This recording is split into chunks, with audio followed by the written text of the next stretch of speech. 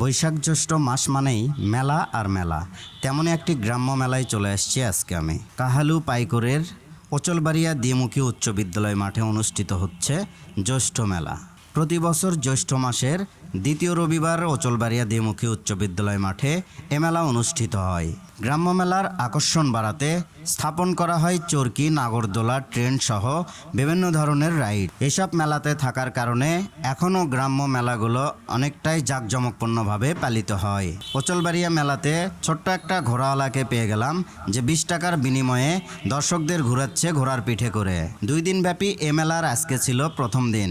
দুপুরবেলা হওয়ার কারণে তেমনটা ভিড় লক্ষ্য করিনি। অন্যদিকে চারিদিকে ধান কাটাই মারাই চলছে, যার কারণে মেলায় দর্শনার্থীদের উপস্থিতি খুবই কম। তবে সন্ধ্যার সময় নাকি দর্শকে পরিপূর্ণ হয় এ মেলাটি।